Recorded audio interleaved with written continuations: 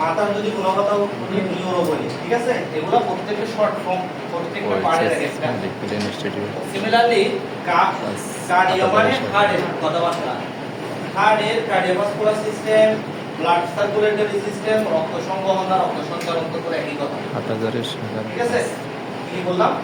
Cardiovascular system, cardiovascular, vascular বলতে blood vessel গুলোকে বোঝায়।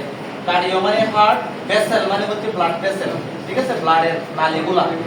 তাহলে হার্ট, ব্লাডের নালী, এগুলা নিয়ে যে তন্ত্রটা তৈরি সেটা হচ্ছে কার্ডিওভাস্কুলার সিস্টেম অথবা ব্লাড সার্কুলেটরি সিস্টেম। কারণ ওখানে তো ব্লাডই সার্কুলেট করে, ব্লাডই তো ঘুরে। হার্ট একবার ব্লাড যায়, আবার ফুসফুসে যায়, আবার ব্লাডে যায়, এভাবেই তো করে না, সেজন্য সেটাকে ব্লাড সার্কুলেটরি সিস্টেমও বলা হয়। ঠিক আছে, এর মধ্যে প্রধান অংশ যেটা সেটা হচ্ছে আমাদের হার্ট। হার্টকে আমরা পাম্পিং অর্গান বলি। হার্টের আরেক নাম হচ্ছে পাম্পিং অর্গান। কেন? হার্ট পুরো শরীরে কি রক্ত পাম্প করে, আমাদের পুরো শরীরে রক্ত পাম্প করে। এটা এখন দেখার দরকার নেই, ভাবি এটা, ঠিক আছে। আমি একটা হার্ট আছি, এই হার্টের চারটা চেম্বার, কয়টা চেম্বার? চার ভাগে ভাগ করছে হার্টকে, সোজা কথা। সবাই বুঝতে হবে, কেউ বেশি বুঝলে কেউ কম বুঝলে সবাই বুঝতে হবে।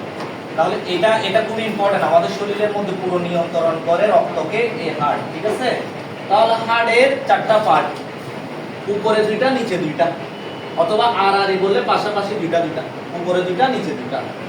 উপরের দুইটাকে অলিন্দ বলে, নিচের দুইটাকে নিলয় বলে, সোজা বাংলা। উপরের দুইটাকে কি বলে? অলিন্দ, আর নিচের দুইটাকে নিলয়।